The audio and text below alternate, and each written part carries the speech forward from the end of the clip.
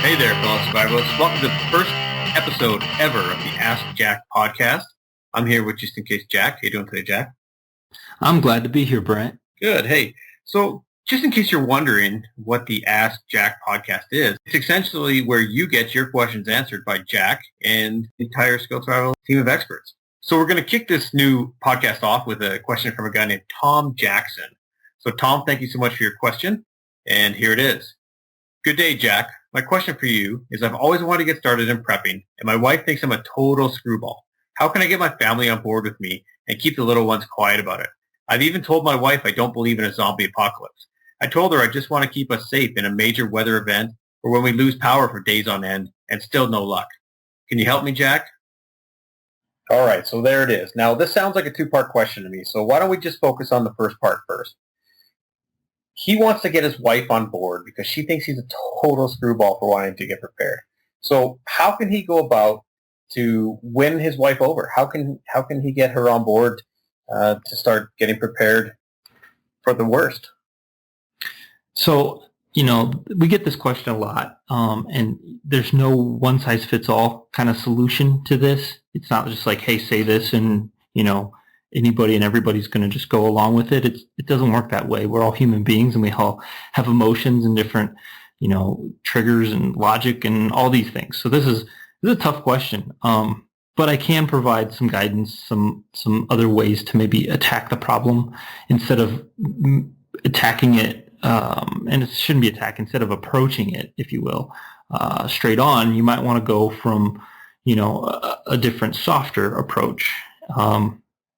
So I think the first thing you have to remember is you have to listen to your partner, right? That's the first thing if somebody doesn't feel like they're being listened to, then immediately it turns into an argument, people stop listening to each other both ways, right? If you're not listening, why should they listen? So, that's where you start seeing the name calling come in. Right. And Screwball, yeah, he actually wrote that. Yeah, so right there. Yeah.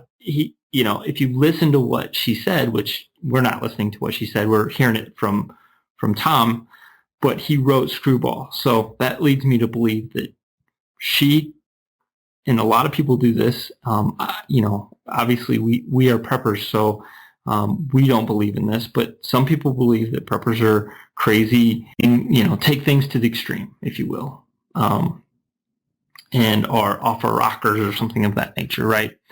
And so first you have to understand, okay, that's where she's coming from. So you have to listen and you can pick up on those cues.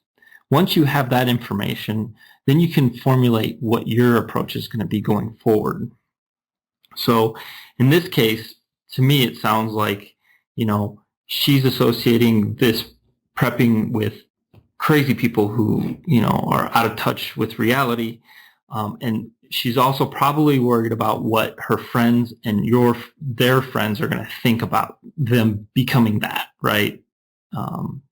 We all feel, we have these friends and, we have to meet these expectations. And if all of a sudden now you're prepping and your friends are kind of making fun of you, then that becomes a problem. So that may be a worry or concern, and that's where the whole screwball idea comes from that she's using. So one approach for that issue, one concept that maybe some of you have even heard of, it was a pretty popular book about the millionaire next door, right? And I know we're not one of my favorite books. Not on the spot talk. What's that? One of my favorite books. Yeah. So we're not all millionaires, and I get that, but the concept works, right? The concept is that these people are millionaires, but nobody knows it, right? They're in these neighborhoods that are, middle class neighborhoods, and their net value is millions of dollars, but they don't act like it. Right. And so nobody knows the difference, right? They would never guess that the guy right next door to them is a millionaire because he doesn't have cable. He drives old beat up pickup truck, right? They don't know that. Same idea here, right? You need to, one approach is to, if you feel like that is the issue your spouse is having, you can start working that angle of, hey, let's just take some baby steps here in getting prepared. Let's get prepared for the natural disaster type stuff, which is totally normal. And actually, it's the responsible thing to do. That is a logic argument that should be used. There is no, you're a screwball. No, the screwball is somebody who doesn't want to get prepared for the very basic possibilities when it comes to like weather or natural disasters. Like everybody should have at least 3 or 4 days worth of food in their house, period. And if you don't have that, then you're the screwball, right? You're taking a chance unnecessarily. So I wouldn't necessarily use that argument with your spouse when you're trying to, get them on board, but you're right. And you just need to take the right approach. So if, what your friends think is a concern, then one thing you could say is we can do this at a very basic level to start, and nobody needs to know.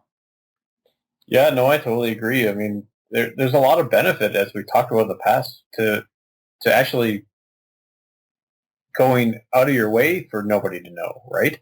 So if that's the big concern with your spouse is, hey, I don't want to look like a total nut job to all my friends, don't tell any of them. And when something goes wrong, they're not coming to you saying, hey, aren't you one of those prepper peoples that guts the foods in the basement? Like, there's an actual benefit to that, right? Exactly. Rule number 1 of any food stockpiling is don't tell anybody you have a food stockpile. And, the old saying is rule number 2 is don't forget rule number 1. Right. And that's just food stockpiling. But, you don't want anybody else in your neighborhood to know you have 12 guns and a ton of ammo, right? That's not information that you want people to know about. You want to look like the $1 million next door. You want to be the prepper next door. Nobody has a clue. If things go bad, they're not all running to you saying, oh, we heard or knew I'm sorry, we called you a screwball like 6 months ago. Please save us. Right? No, that's the last thing you want, right? So, this is an internal family conversation, and that's what you need to convince your spouse of. Right. This has nothing to do with friends. This has nothing to do with even extended family if you choose that you don't want them involved in this. This is your small knit single family making a wise decision to protect your family in the event of things going bad. Right. Absolutely. And there's just some basic things you can start with. And I like I said, I commend Tom for taking the approach of using natural disasters to kind of start, get the foot in the door, get the conversation started, get your spouse or significant other warmed up to that idea. Right. That's the best approach. I mean, if you're talking, hey, let's go out and buy 6 years worth of food and stockpile it, even though you feel this urge to get prepared fast and quickly because you're probably very concerned with all the things that could happen and what's going on with our world, but at the same time, going from 0 to 100 is just going to create more resistance within your family and your spouse. Instead, try to take baby steps. You've been reading some articles and you have this sense that things aren't right in this world and something big could happen at any moment. So it's like, oh, we got to get moving on this ASAP. Once again, that approach, as much as it's like you're excited and you're on board, if your spouse is not, then they're gonna put a halt to that, right? They're not there with you yet. So again, it's more, you don't want to waste time, but at the same time, you can't go too fast. It's almost like you have to go a little bit slow to go fast, if that makes any sense. It's more of a marathon than a sprint. Now, you don't want that marathon to take 12 years, okay? That's not good. But if you take an approach that says 3 months from now, you can get kind of moving and going, that might be better than trying to get it done in 2 weeks, and then you just create an environment that it's going to take you 5 or 6 months to convince your spouse to even try it, right? You tried to go fast, which then forced you to kind of like hit this roadblock for a really long time, and you may never overcome it, right? So my advice is, if this is something new to you, you're just getting on board, you're excited about it, that's awesome. Harness that, but at the same time, don't try to overwhelm people who aren't on board with you yet. Take it slow, get them on board little by little, test it out, see where they're at, and then work it from there, right? As opposed to a full frontal, they may feel even attacked if you're trying to do this so fast, and they're just like, where'd this come from, right? So you just got to be thinking about that. What's your big long plan, and you might need to go a little bit slow to go fast. Absolutely, that makes total sense to me. So, if, like we said, if the problem is you don't want your friends and family or your neighbors to think you're a weirdo, don't tell them. Right. Now, but what happens if that isn't the problem? What happens if it's just something that they're not really into? Obviously, I want your take on it, but one way that might work really well is I had a mentor once that always told me, there's always a way to make it somebody else's idea, or that you just got to wait until it becomes their idea. So, what are some of the different ways that you can go about? I'm not talking about tricking your spouses here, but what are some of the ways that you can introduce a topic in non-threatening ways to where it one day becomes their idea to, hey, maybe we should get some food and water for the basement. Maybe we should figure out what to do if we have to bug out or bug in or lose power for 3 days in the middle of winter, etc. Right. So my advice there is basically you need to create the right environment. And if you create the right environment, most people using logic or emotions will start to see things in a different way. Okay. So there's a number of ways to create the right environment. Like, even if you just watch the evening news and have that on, and then when different stories come up from different countries, or even our own country, right? We have riots in different cities and stuff like that.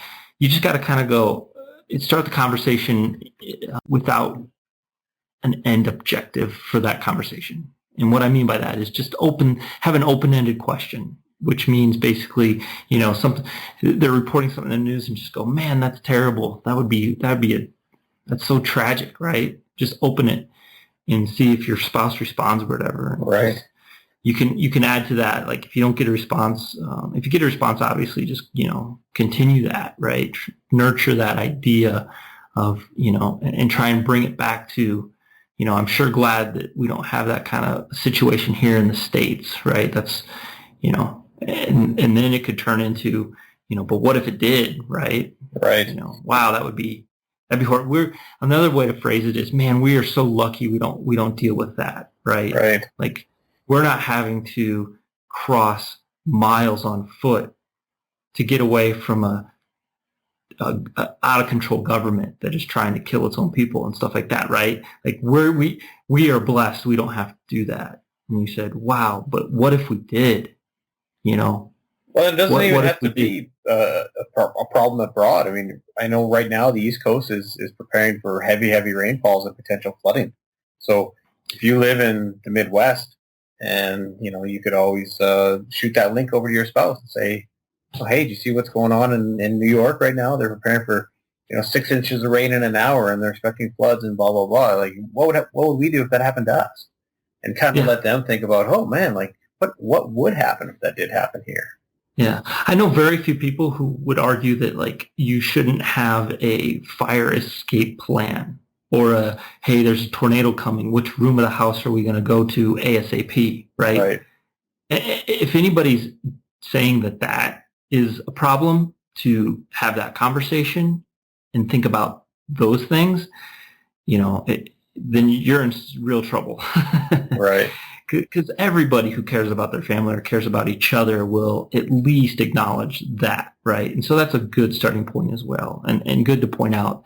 And those conversations can start with, unfortunately, other people's unfortunate situations, but hey, it is what it is. It's, you can't necessarily change that, but hey, what can we do to prevent that happening and prevent us being victims, right? Right. And that's what preparing is all about. It's going from, hey, if something happens, you're no longer a victim because you're ready and you have some supplies and some gear and some things ready to go, so you don't have to be the absolute victim, whether that's storm related or any of the scenarios that we walk through. Another reason that comes up a lot that might be something that somebody's concerned about is budget, right? If your spouse doesn't see the value in spending money on things that they'd rather spend it on, either new shoes or new clothes or a new car, and you're on some type of budget, or they don't want to spend the money in that way, right? That could be a big roadblock for them. So my advice on that is, again, use logic, try and convince them that this is worth it. But the other thing you can do is you can show them just how little money it takes to get prepared in so many different ways, right? Obviously, it does take some money, but there's a lot of things you can do for free or for very little money to get started, right? And getting started is kind of the key, right? Because once you get some momentum built, you can build off that. So budgets come up quite a bit when it comes to prepping, and nobody has an unlimited amount of funds, at least nobody I know, to do everything we want when it comes to getting prepared, right? We have to do it over time, and we have to do it within some kind of budget constraint. So obviously that can be a concern for a lot of people. Actually, on the blog, we have a list of 17 actions, prepping actions you can take that are what I consider pretty mission critical, some more than others, but you can do them all for under $100 total, right? So if you had a $100 bill, you could do these 17 things. And no, they're not going to take you all the way as far as you want to go and meet every single one of your goals, but you're going to get some of them, you're going to get started pretty well with this, right? We're talking some water filtration options. We're talking some listen-only communication options, which are crucial. Everybody should have a hand crank radio. Everybody should have a Life Straw water filter. Everybody should have a few of these items. Everybody should have a water collection plan, which includes some type of barrel and your downspout, right? So if for some reason the water taps are shut off, you'd be able to, when it rains, collect water and then be able to purify it and filter it for consumption. Those are just some basic things that you need to have planned and ready to go, and it doesn't cost that much. And so sharing some of those ideas and starting with the preparing options that are no cost or very little cost with your spouse can overcome some pretty significant hurdles when it comes to that kind of argument against starting or doing any of this. So those are all lots of great ideas there, Jack. So we focused on some different tactics and some logic arguments that you can use. Now, what about tugging on the heartstrings? Are there any ways we can talk to the emotions, or in terms of families and kids and spouses, and to kind of get them on board? Yeah, my biggest thing I like to do when it comes to trying to use some emotional effects, if you will, to get people to see the bigger picture and to just see how fragile we are as a society, is to use credible documentaries. Now, I want to double underline the word credible, right? Because I'm a documentary junkie, right? I love documentaries. I watch a lot of them, but we've all probably seen those documentaries where they're really kind of like, they're not very strong. The arguments are there, but they just don't seem credible, right? Whether they didn't source, they're using tactics to try and be a popular documentary, but they're not really sourcing great sources, and they're not credible. That's the key word. So if it's not credible, it could undermine your efforts, right? So if you're watching this documentary about this historical event, and some of the facts they're using are suspect, that's not going to help your cause here with your significant other in trying to convince them, because they're going to see that and they're going to be like, yeah, I don't trust it, right? Right. So it doesn't affect me. Like you would turn to them and go, see, this is evidence that we need to be concerned about this, and they're going to go, this is a bunch of crap. Right. So make sure it's credible, right? And how do you do that? Well, you watch it yourself for one, but you make sure that they're sourcing facts that can't be refuted. Right. Now, would you recommend the great documentary from 1995 with the documentary filmmaker Kevin Costner? I believe it was called Waterworld. No. See, that's not a good one.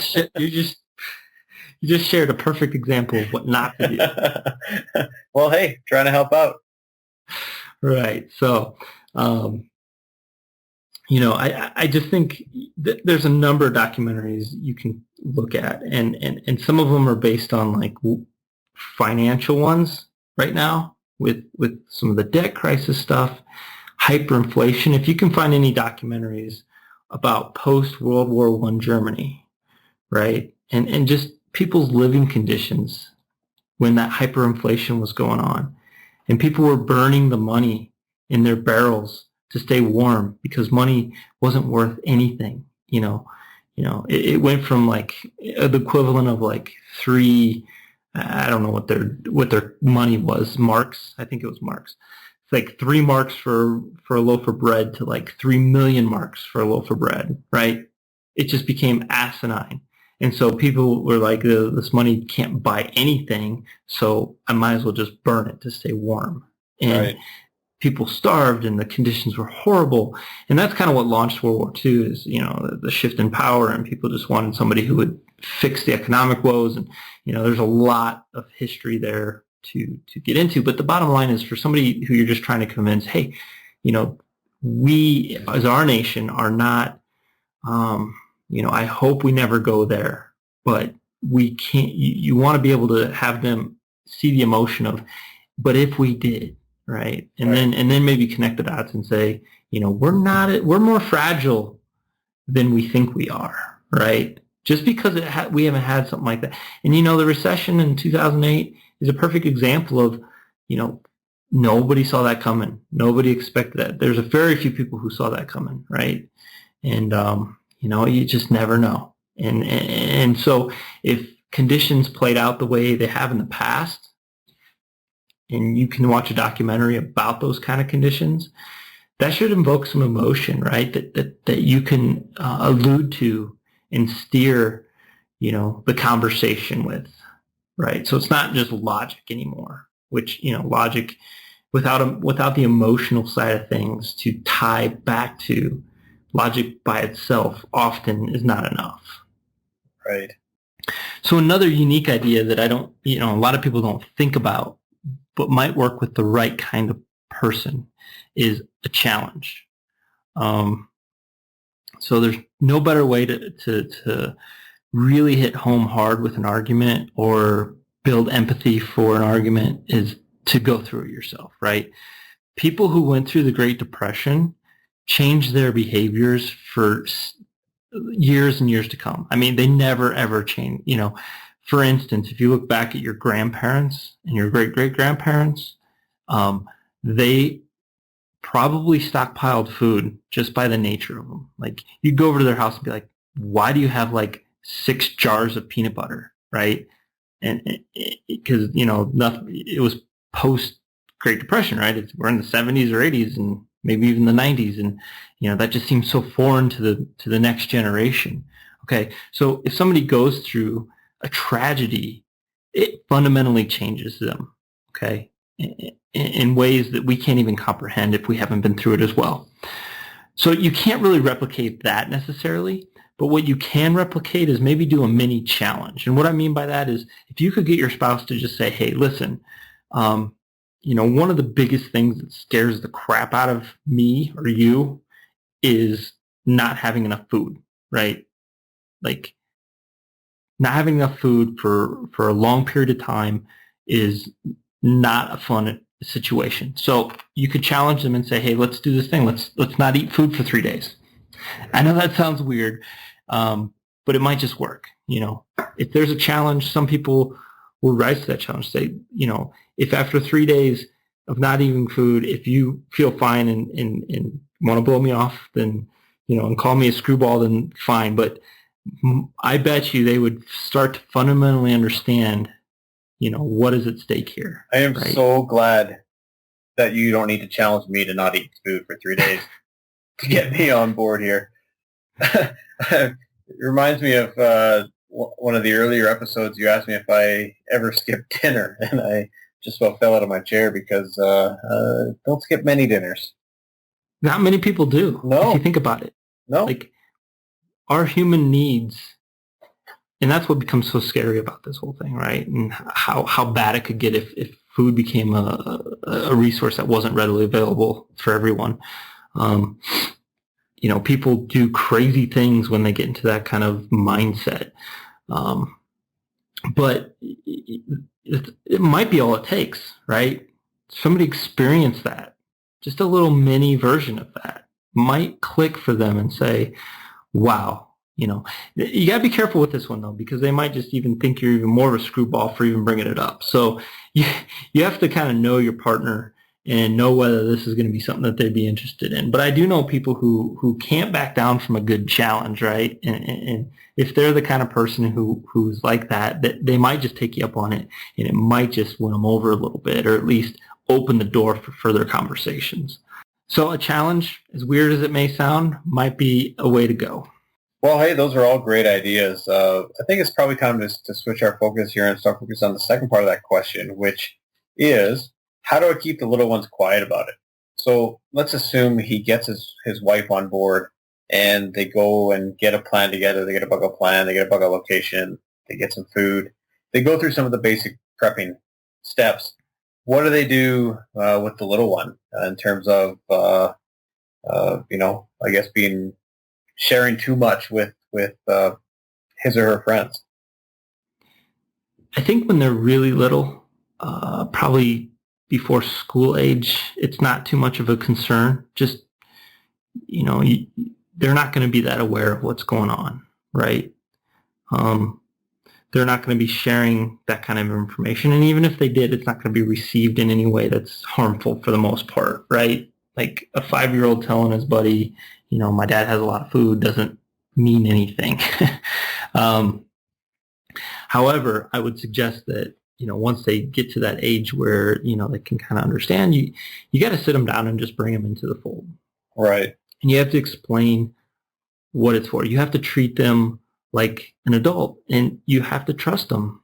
I mean, there's no way around it, right? They live with you. There's no way to keep that secret from your family. So the best thing you can do is make them a part of it and make them feel like they are adding value to what you're doing, right? And hopefully, your significant other isn't undermining that process. And that's why they need to be on board first, right? Because if they're not on board, it's going to cause rifts. And then, the chances of kids saying something to their friends or hearing your spouse undermine you makes them feel like they can do that as well outside of the home. So get your spouse on board and then bring the kids in. And it's not a laughing, joking matter. Make sure you keep it as, this is important for our family. You make sure they understand you love them and make sure that they love you, right? They love this family, and make that a really bonding kind of environment and a bonding conversation, and say, this is important because, the world can be a crazy place, and you don't have to go into gruesome detail by any means. Like, you don't want to scare them, but you want them to understand that this is for just this family, right? And try and get some buy-in and some commitment from them. But you have to treat them like, young adults, maybe even before they're maybe 100% ready. But I think most of the time, as long as the family is a tight-knit group and working together, you're going to find that they're not going to be leaking information all over town if they have a basic understanding of what's going on with it. But again, there's no way to be absolutely 100% foolproof on that. You just never know. But what I do know, what won't work is trying to hide it from everybody. Right. In your family. That will not work. Right. No, that makes sense. So it's really your only option, right? Your only option is to bring everybody in, and hopefully they can bond over it. Yeah, it's really about teamwork. It's about getting everybody on the team, everyone having a role, and going towards the common goal of staying safe. I appreciate you said that. Everybody has a role. That's another important aspect, because you can explain it to somebody, but they won't have full buy-in and they won't be on board fully unless they feel like they have a role and that goes for the significant other as well, right? And the kids. If everybody has a piece, if everybody has a role, then they're more likely to buy in. And if they buy in, then they're going to buy into the entire idea of A, continuing to prepare, and B, not telling anybody outside your immediate family. Perfect, exactly. Well, hey, Jack, I think we've covered that one off really well, and I hope Tom is happy with our answers, and I hope that he's able to get his wife on board so she no longer thinks he's a total screwball. Yeah, good luck, Tom, and hopefully some of this works, and we'd love to hear back from Tom at some point. Let us know what he, if he had any success or if he ran into some more challenges. We'd also love to hear from you. So what we've done is we've set up a page where you can go and ask us your questions. You can send us an audio clip. You can actually even film us a little video on your webcam. If you go to skilledsurvival.com/askjack, that's skilledsurvival.com/askjack. There's going to be two buttons on there, one for the audio, one for the video. Go ahead and click that. The entire Skilled Survival team sits down at least once a week to review all these submissions, and we'd love to get you and your question on the next episode of Ask Jack. All right. Well, hey, we'd love to hear from you, so please check out that page, skilledsurvival.com/askjack. And unless you have anything else to add tonight, Jack, I think we better just sign off. No, I hope people take us up on that and give us some new questions. We love hearing from you. Well, great. Well, Skilled Survival Alliance, that's it for this week. We'll be back next week with another episode of our podcast.